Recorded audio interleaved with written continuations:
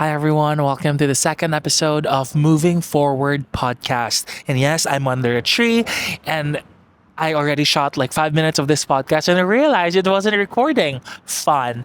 But it's fine. We are enjoying the tree right now. This is just the tree in front of my house in Vancouver, which I love. It's so chill. It's actually my third time chilling here and I hope there's no snakes. Because if there is, I freaking hate snakes.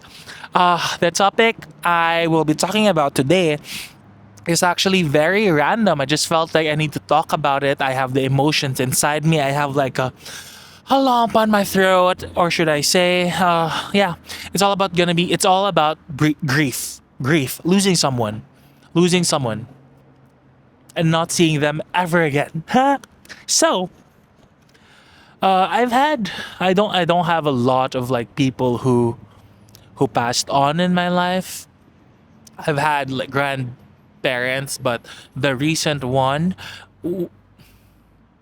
was just too personal because I'm really close to her. I was really close to her and I love her so much. So it's going to be an interesting topic. Hopefully, I don't cry, but no promises. So, I flew to Vancouver, Canada, September 2023. And 2 years after 2 years of that, I've never really had the intention of visiting home or doing vacation at home, only because, guys, when you're an immigrant in Canada, that's the last thing you think about. You think about so much stuff, your immigration papers, what you have to do to work, you legally allowed to do this, what's going to be your dinner, lunch, breakfast, what's going to be your lunch at work for the next 7 days. I need to do my laundry. I need to do my groceries. I need to take my medicines. I have to go to therapy because I'm super, super sad. I need to make sure my clothes are okay so they don't judge me on the train. I make sure, like you have so much to think about if you're an immigrant, especially in Canada. I don't know others. I think it's a universal personal uh mentality that there's just so much to think about when you're an immigrant. In the Philippines, you just wake up, you pay someone to clean your house, you pay someone to cook for you, and you're done. You just do the work, you have fun, and that's it. That's life. But here, you do everything on your own, and I'm not complaining, I'm just telling you. Um, so, yeah, for the last 2 or 3 years, since Feb 2026, which is also so bad of me because I know that their time in this life is limited, our parents, our grandparents. But again, you get so distracted of the things you want to achieve, of the things you want to do, of the things you need to do, that sometimes our grandparents, we take them for granted. We take their time for granted. And that's such a bad thing. And I have to be honest with you guys. From the moment I flew from the Philippines to here, up to the time my grandma passed away, that's like 2 years of not seeing her. I think we only talked on the video call like a handful amount, like probably maximum seven, to be honest. And that's such a shame for me because, like, what do you mean? Like, that's the closest grandma you have and you only called her like 7 or 6 times even in a span of 2 years. And again, no reason or no excuses will ever be valid. And I hate that for myself, and that's my biggest regret. And every time we talk on the phone or on the video, it's always gonna be like, she always hoped that I visit the Philippines again or go back there for a little while. And she's always been rooting about me and my success. And like, it's always that conversation. So, and I can't just say like, hey, and I always say like, yeah, after I got my permanent residency, I'll go back. I'm gonna book a ticket. Or like, oh, after I got a car, or after I finish my masters, I'll fly, and then never do it. Like, there's always like my to-do list is always full. That listing it as like going home to visit my parents or grandparents, it's always never been a priority. And whenever I have a conversation, okay, fine, I'm gonna be talking about my grandma's passing. And grief is such a weird emotion because I feel like every day you're always grieving, and sometimes it comes in waves. You can't really say like, oh, I've grieved that thing in my life already, because it doesn't. Sometimes you're just in a train, or you see like a random backpack that she used to have, and you'll be like, oh my god. And then you miss her, and then you realize all the regrets you have in life, and you just break down. And again, that's totally normal. Everyone goes through grief, and I'm just here talking verbally about it, which I'm not even sure if it's a good thing or a bad thing for me and my career. But like, who the fuck cares? Maybe it's time to talk about more personal things. Anyway, story. So yeah, let's go back to the story. Basically, around 2026 of January, they told me like, oh, she I think I forgot. Sometimes those negative bad stories in my life, or the things that happen that are bad, I have a tendency of like just literally deleting it from my brain because I don't want to process it, or I don't want to go back to it anymore. So giving this story time, I could be adding stuff that is not true. I could be deleting stuff that is not true, or I could be just be total value or mistakes and errors. But it's okay. I'm gonna share as much as I can. My grandma is around 87 years old, 89. I'm not really sure. And they rushed her to the hospital because I think she had a stroke. She wasn't feeling well, all that shebang. And then at the end of the day, after a few days, and the group chat was like, "Oh, she's actually feeling better," and the doctor said like she can now go home and be normal and do therapy and stuff. And then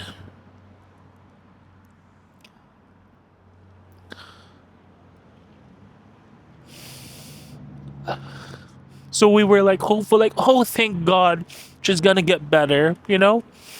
And then all of a sudden, I forgot how I got the news. To be honest, like again, I completely blacked out. I was in the middle of my employment full time here in Vancouver, and I think someone messaged me saying, "Oh, like, oh, she's gone. She just passed on," something like that.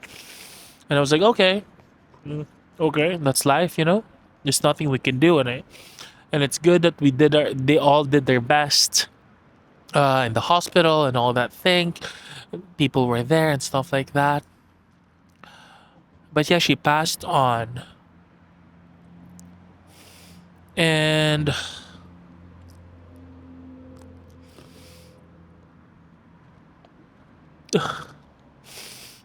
I forgot who gave me the news that I was guys, I'm an immigrant here.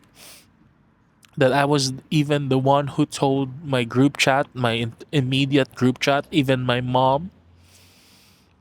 I even called her and I told her like, "Oh, your mom's gone. I'm so sorry." And she couldn't believe it because she thought she was getting better and stuff like that. And then yeah, she was gone. I told them and they were all sad, of course. Duh, that's our grandma. Uh, and I had to fly back to the Philippines, and it's such a weird feeling, like going home and not having her presence. And I just regret all the time that I spent so much in building my career here in Canada. Like what for? You know. But the thing is, I needed to do that. I needed to finish my stuff. I needed to do all this shit. And that's also a big lesson for us immigrants here, or immigrants around the world who left home for a better life. Like no amount of success will ever equate the time we spent time with our with the people we love. I actually chat. I actually shared.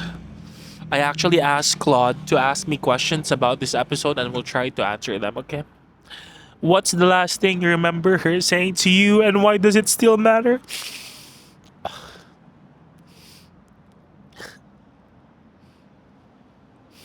My grandma's always been very vocal about like, oh, like uh, if ever you get into a relationship, you have to have like a girlfriend or a wife. Because I mean, I get her, like she's the older generation who still thinks about like you cannot be gay and stuff like that.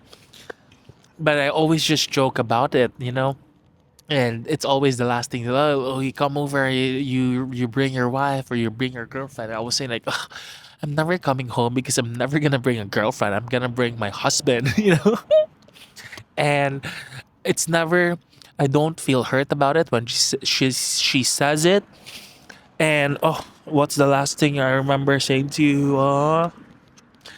I think she's always been like, oh, don't forget to eat, regularly.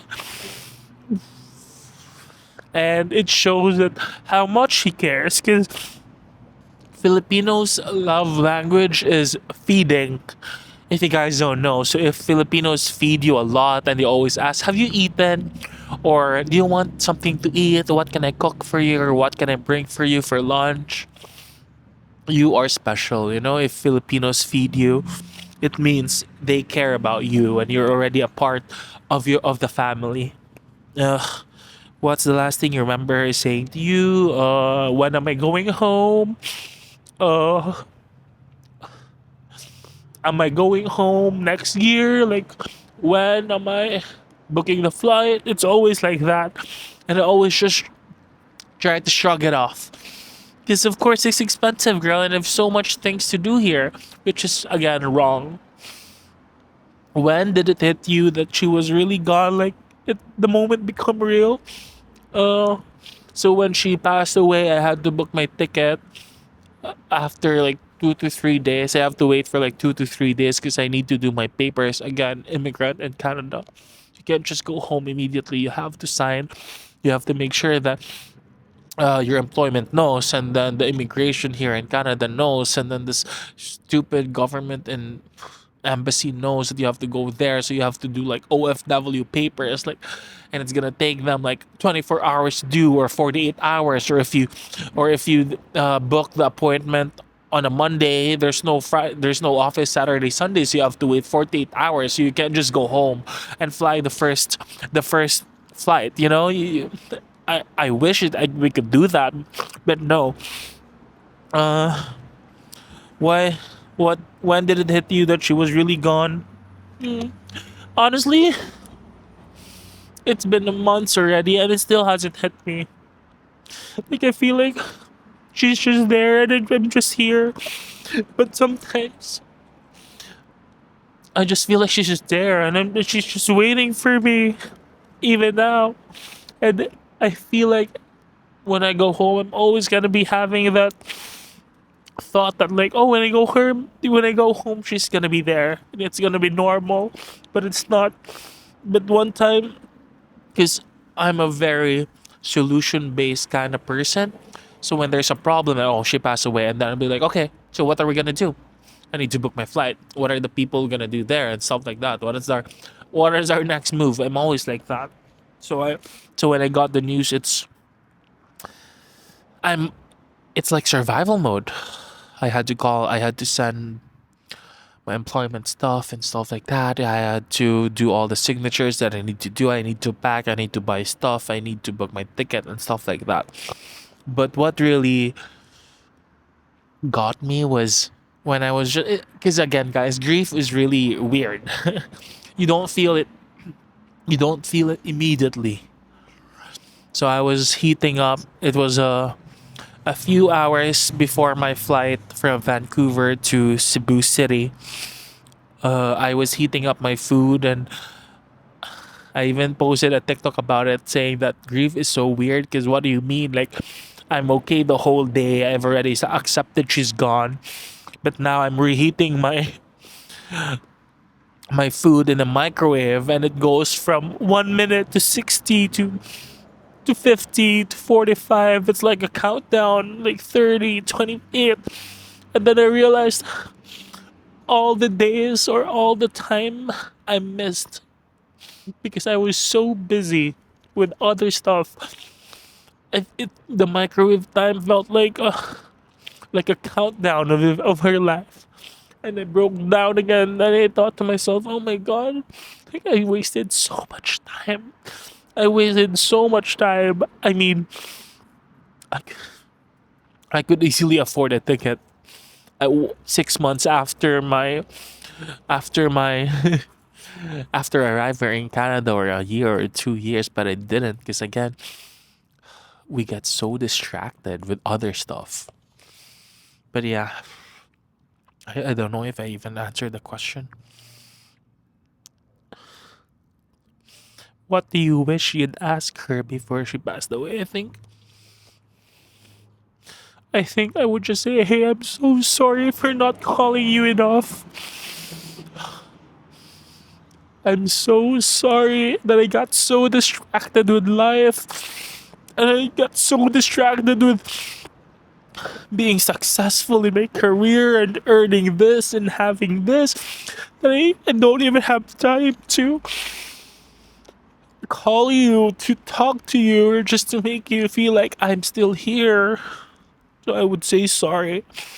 Uh, I wouldn't ask her for anything. I would just say like, oh, thank you for all the time when I was a kid. You would bring me everywhere, and thank you for being patient. Thank you for letting me sleep in your lap when we used to do public transportation. We would go to uh, her childhood place.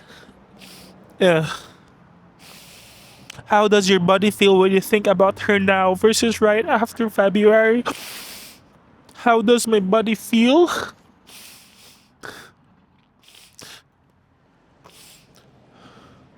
I think I feel the emotions deeply more now because I'm not on survival mode.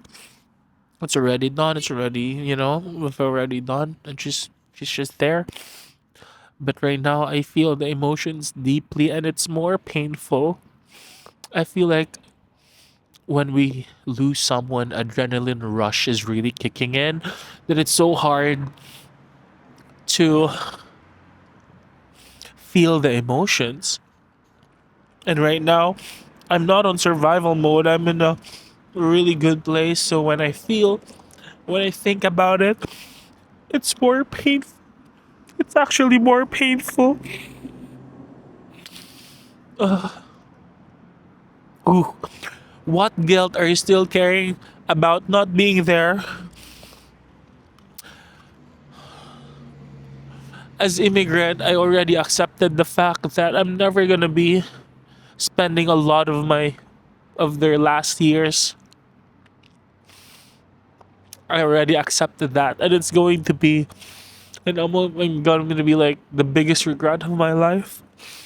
But the guilt I'm still carrying was that why didn't when I when she said like, oh, where are you going? You're going home for my birthday and stuff like that. I wish I was like, yeah, yeah, hell yeah, I'm going back home for your birthday. Fuck this career.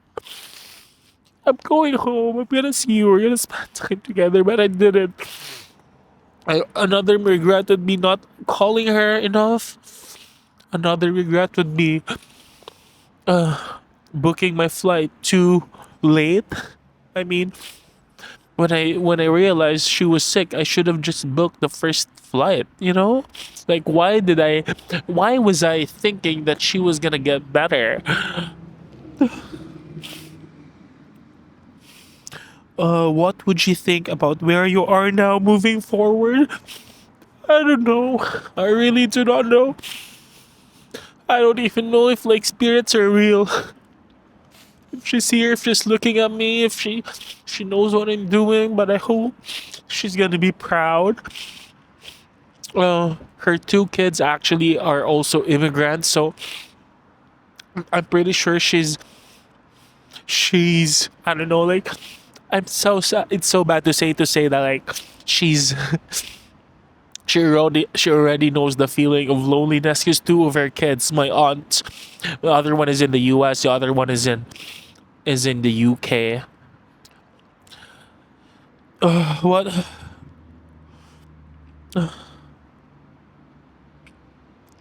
what would you think about where you're at now? I don't know. I don't even think about that. But I hope she's just thinking that I'm building a life for myself. I hope she's proud that I'm doing this all by myself. Uh, who in your life understands this grief and who doesn't get it? That's such a bad question. That's such a bad question. I think grief is really personal. You cannot just say like, "Oh, I was in the Philippines for 3 weeks because I grieved my grandma because she died and I'm done." No, you cannot say that. When you're there, you're always thinking about the comfort of other people. Like, what are we doing next? Going on with the funeral, with the wake, with everything? That sometimes you don't have the time to grieve. It's just so much people. There's so much activities, and you're there. So, and you book the flight. So you try to think about like, oh, I'm already here, so I might as well just have like a mini vacation.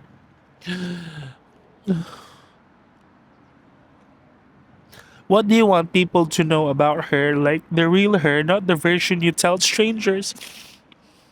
I think that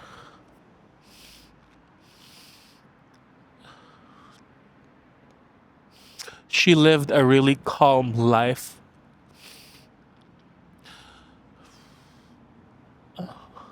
And I think that because I met her and she's already old, like, but I felt like she lived a good life. And I feel like the genes that she has, knowing that two of her kids are immigrants too, and now I'm an immigrant, I felt like the genes that she had was always a traveler, was always exploring, was always experimental.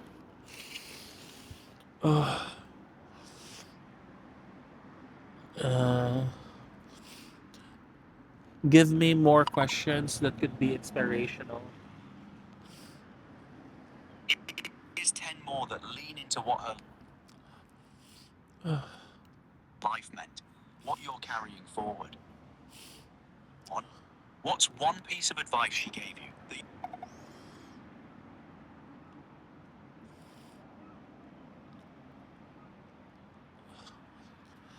So yeah, what are my lessons, guys? I think we should. So, so bad for me to say because I feel like I don't do it enough. Like, call your parents, call your family, call your friends, spend time with the people, balance it out. Career will always be there, salaries will always be there, but the people, your family's time is limited. So, try as much as possible to spend time with them. And yeah,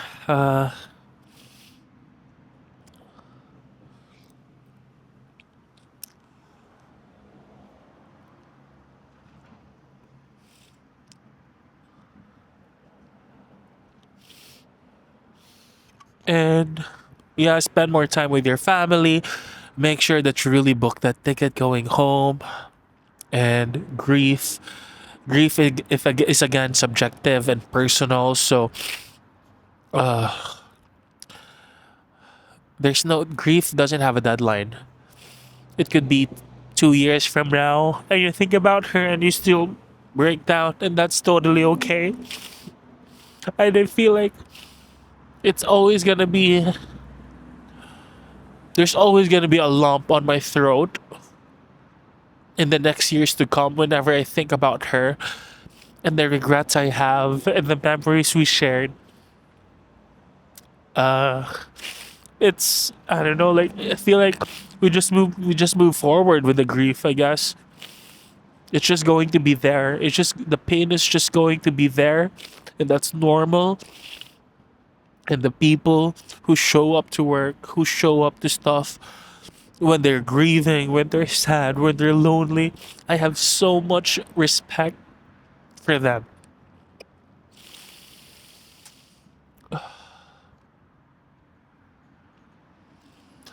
All right, that's my episode. I don't even know if that was inspirational, but that was 100% raw and honest and personal to you guys because I feel like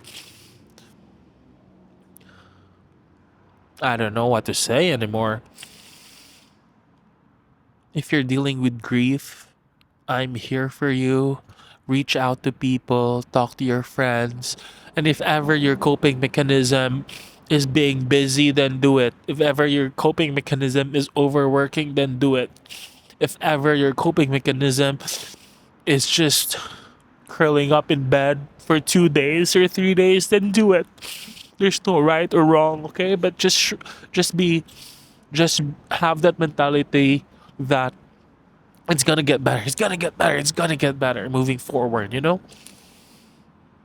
Again, life is not perfect. We all have regrets, but the most important thing is we fail fast.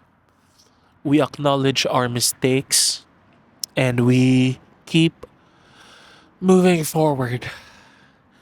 Thank you guys for listening for today's episode, and I'll see you on the next one. Bye.